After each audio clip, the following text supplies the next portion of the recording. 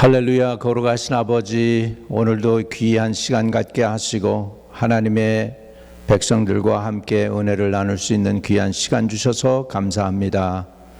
이 종은 십자가 뒤에 감춰주시고 예수 그리스도의 구원의 능력만이 드러나는 복된 시간 되게 해주셔서 듣는 영혼들이나 말씀을 전하는 자나 함께 구원받고 복을 누리고 하나님의 은혜를 나누는 귀한 시간이 되도록 기름 부어 주시기를 원합니다. 성령이여 운행하여 주옵소서. 성령이여 영혼들을 터치해 주시고 만져 주옵소서. 성령이여 역사 일으켜 주시고 오늘도 하나님의 말씀을 깨닫고 아멘으로 화답하며 또 성령의 감화와 감동이 있는 귀한 시간이 되도록 은혜 베풀어 주세요. 우리들의 믿음과 또 축복과 은혜를 도적질하는 원수 마귀의 간악한 역사들은 나사렛 예수의 이름으로 명하노니 결박을 받을지어다. 하나님 성령 충만 주시고 이 종의 입을 열 때에 하나님이 친히 성령을 통해 말씀하셔서 어찌하든지 영혼들을 세우고 살리고 구원해 주시옵소서. 구주 예수 그리스도 이름으로 기도드립니다. 아멘. 저는 오늘 여러분과 함께 축복의 통로라는 제목으로 은혜를 나누고자 합니다. 축복의 통로. 잠언 22장 7절입니다. 부자는 가난한 자를 주관하고 빚진 자는 채주의 종이 되느니라. 빚진 자는 채주의 종이 되느니라. 여러분, 많은 사람들이 돈이 없어서 고통을 받는다고 생각을 합니다. 그러나 실제로는 돈이 없어서보다는 돈에 묶여서 고통받는 경우가 상당히 많습니다. 돈은 좋은 종이 될 수 있습니다. 내가 종으로 부리면 참 좋은 종입니다. 편합니다. 나를 편하게 하고 나에게 즐거움을 갖다 줄 수 있는 좋은 종입니다. 그런데요, 종이 주인이 되면 아주 나쁜 주인이 됩니다. 하나님은 우리를 돈의 노예로 부르지 않으셨습니다. 하나님은 우리를 하나님의 자녀로 부르셨습니다. 하나님이 우리의 주인이 되면 하나님은 좋으신 주인이십니다. 너무 귀한 분이십니다. 너무 아름답고 너무 선하고 너무 귀하고 너무 존귀하고 너무너무 은혜로우신 자비로우신 주인이십니다. 그런데 거꾸로 돈이 우리의 주인이 되면 사정 없습니다. 인정사정 없습니다. 여러분, 그래서 저와 여러분이 오늘 주 안에서 3주째 지금 재정에 관해서 말씀을 나누고 있는데, 오늘 이 시간에 하나님께서는 우리의 재정의 노예 상태에서 우리를 해방시키시고 복의 통로가 되는 은혜가 있게 되시기를 축복을 드립니다. 오늘 본문 말씀을 다시 보면 잠언 22장 7절에 부자는 가난한 자를 주관하고 빚진 자는 채주의 종이 되느니라 라고 말씀하고 있습니다. 성경은 빚 자체를 죄라고 말하지 않습니다.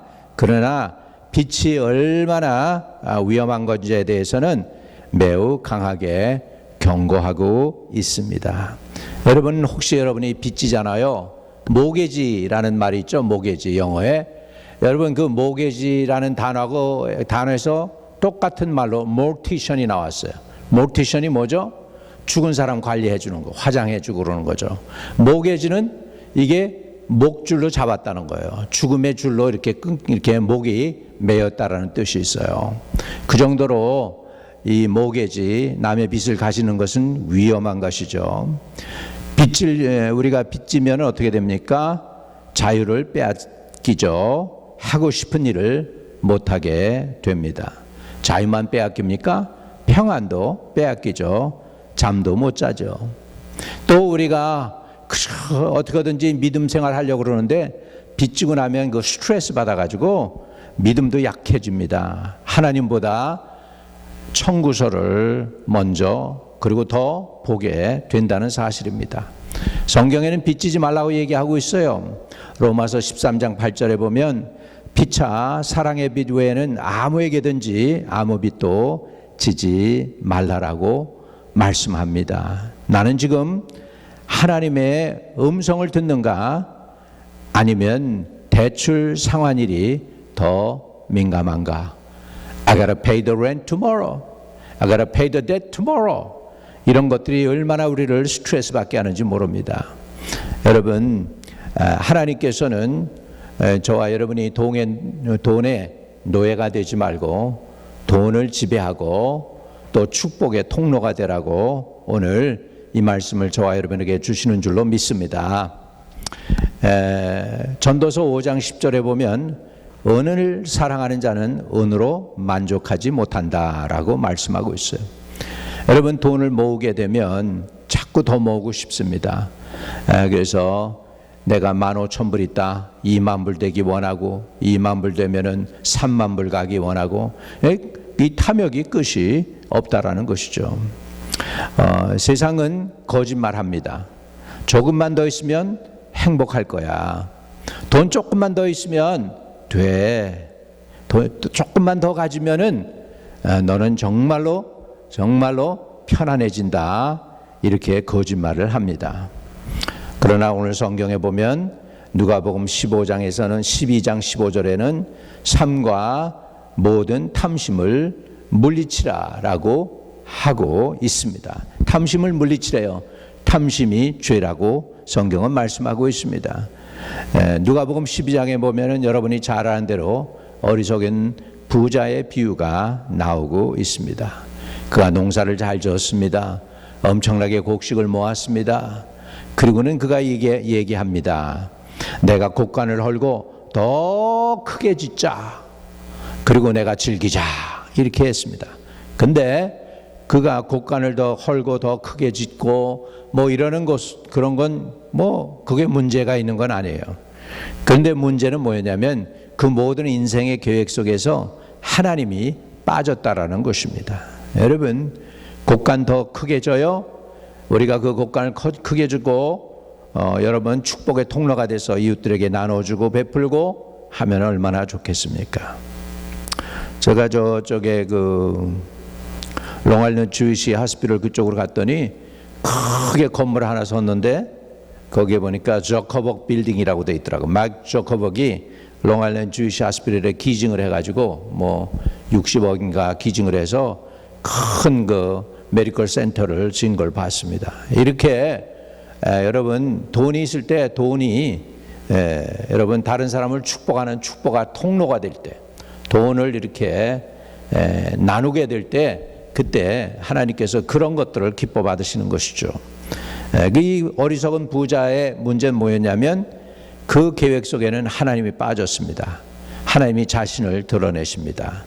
누가복음 12장 20절에 보면 어리석은 자여 오늘 밤에 내가 내 영혼을 도로 찾으리라. 그러면 내 많은 이 재물이 어떻게 되겠느냐라고 성경은 말씀하고 있어요. 이 얘기는 뭡니까? 소유가 많다고 안전한 것이 아닙니다. 돈이 많기 때문에 안전지대라고 생각할 수 있어요. 부자는 그 많은 돈이 자기의 견고한 성이라고 느낀다라고 그렇게 솔로몬은 얘기했습니다. 소유가 많다고 안전한 것이 아닙니다. 사실은 우리 믿는 자들이 알아야 될 건 하나님 안에 있을 때 우리는 안전하다는 것을 알아야 될 줄로 믿습니다. 갈라디아서 5장 22절 23절에 보면은 절제의 능력이 나옵니다. 오직 성령의 열매는 사랑과 희락과 화평과 오래 참음과 자비와 양성과 충성과 온유와, 그리고 제일 마지막에 중요한 열매 중에 하나가 절제입니다. 많은 사람들이 절제 못해서 넘어집니다. 절제 못해서 몸을 다칩니다. 절제 못해서 가산을 탕진합니다. 많은 사람들은 돈을 더 벌기 원합니다. 그러나 하나님은 절제를 먼저 배우기를 원하고 계십니다. 왜요? 절제가 왜 중요해요? 여러분, 수입보다 지출이 문제일 때가 많습니다. 많은 사람들이 수입보다는 더 많이 지출함으로 문제가 터지는 것이죠. 세계 열방 나라들을 보니까 미국이 37 트릴리언 달러, 그거를 갖다가 뭐 우리나라 돈 액수로 하면은 뭐 370경인가 뭐 이 정도인데, 이거 상상을 초월하는 빚입니다. 이거 빚. 100달러 종이로 해가지고서 이거 뭐 그냥 쭉 쌓아도 그냥 달달한 몇 병 갔다 올 정도로 그런 엄청난 돈이라는 거죠. 그런 빚을 지고 있어요.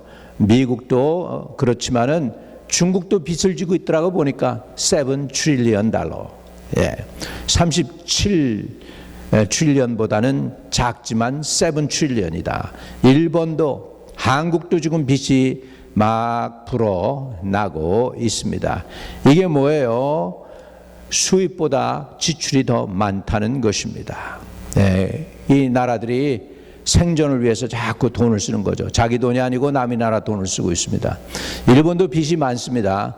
근데 일본하고 우리나라하고 좀 다른 점이 있죠. 그건 뭐냐면 일본은 자기 국민들의 돈을 써요. 그러니까 외국에서는 빚이 별로 없어요.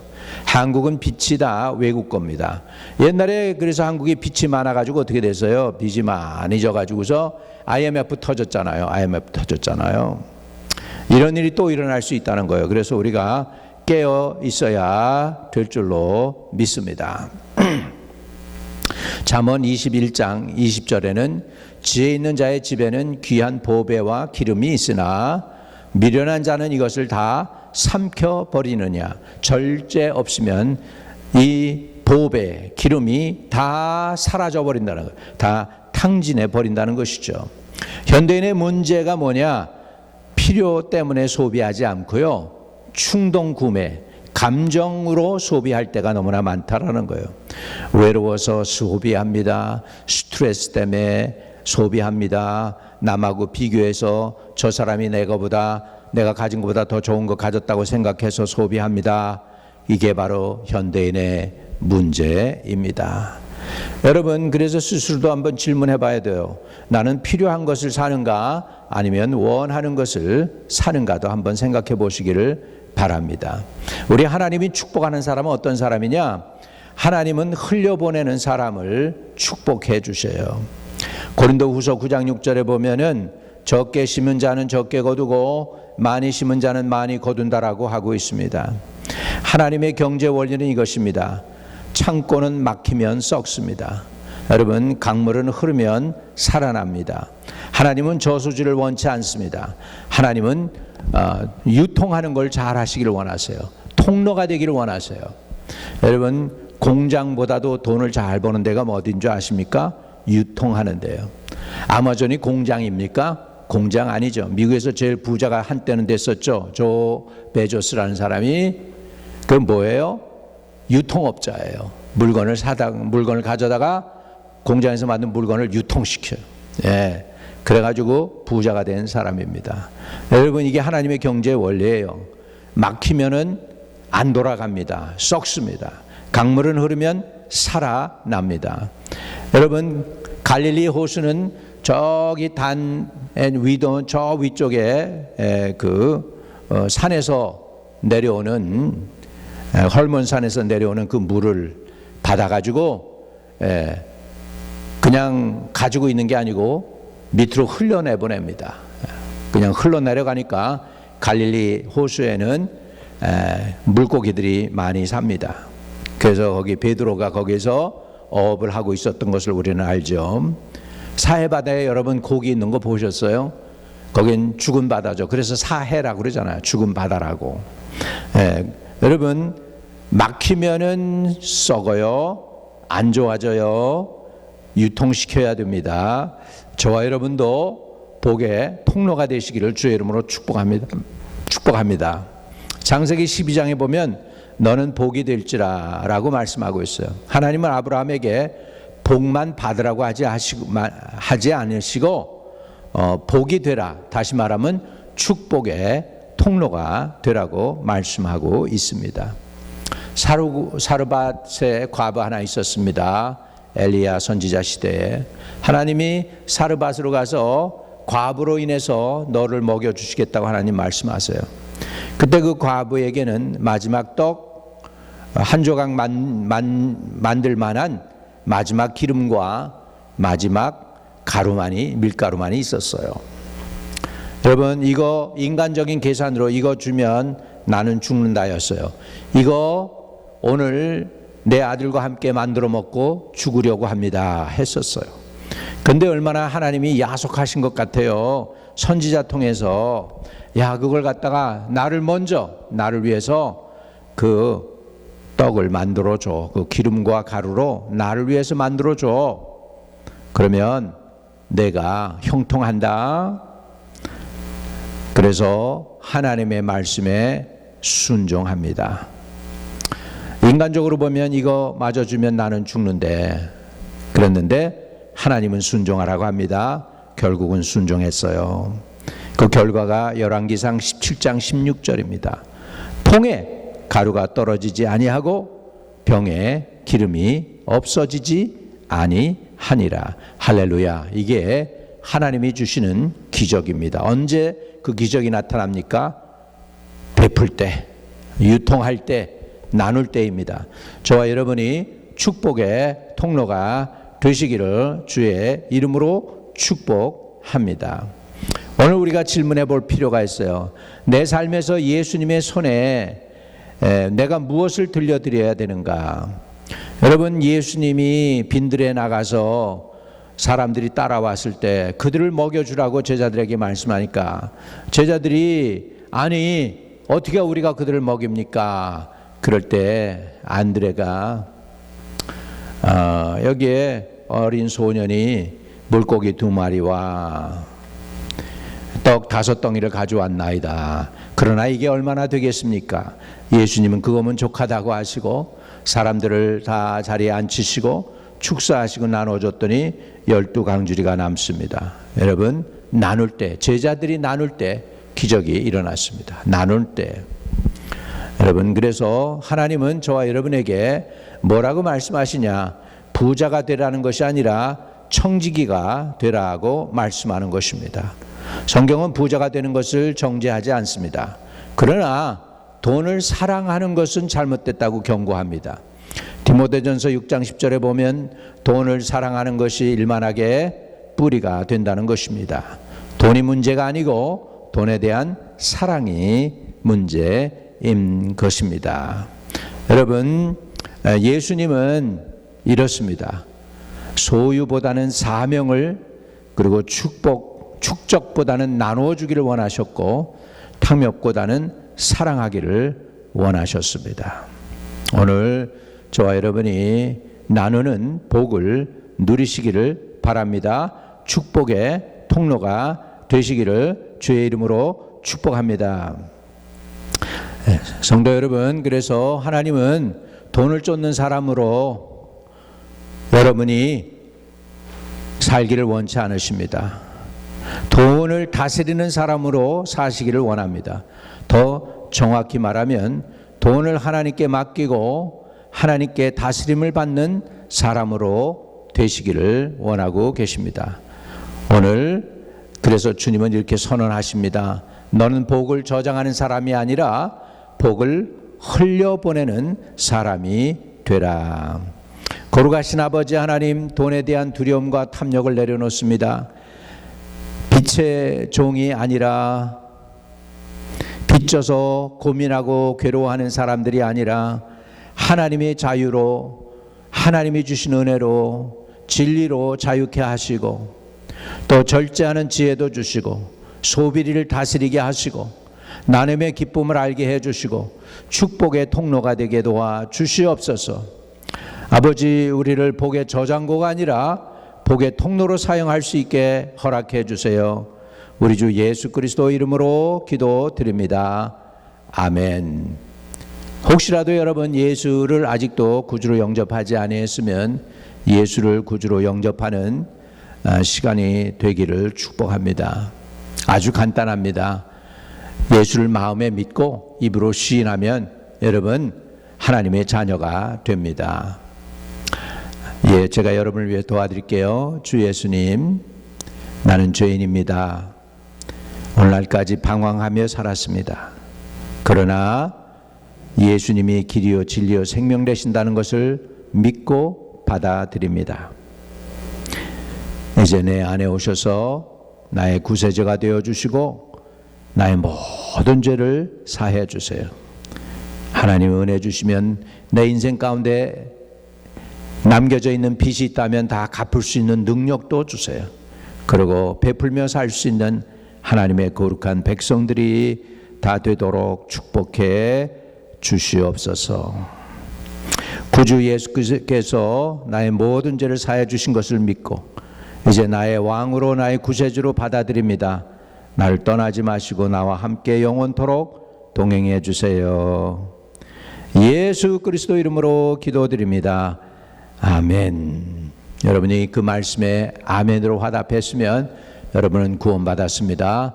성령이 여러분 안에 들어와 계십니다. 또 하나님이 베푸시는 축복의 통로가 되시기를 주님의 이름으로 축복합니다. 혹시나 육신의 질병으로 고통 중에 있는 영혼들 하나님이 치료하는 광선을 보내서 고쳐줄 수 있습니다.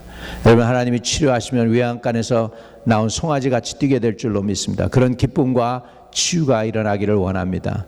주 예수님 투병 중에 있는 영혼들 지금 치료하는 광선을 보내서 여호와 라파의 하나님이 되어주셔서 저들을 치료하여 주시고 병에서 놓여 자유케 되게 해주세요. 저들을 공격하고 질병을 가져다 준 악한 원수 마귀는 나사렛 예수를 명하노니 다 떠나갈지어다. 다 떠나갈지어다. 다 떠나갈지어다. 예수의 이름으로 명하노라.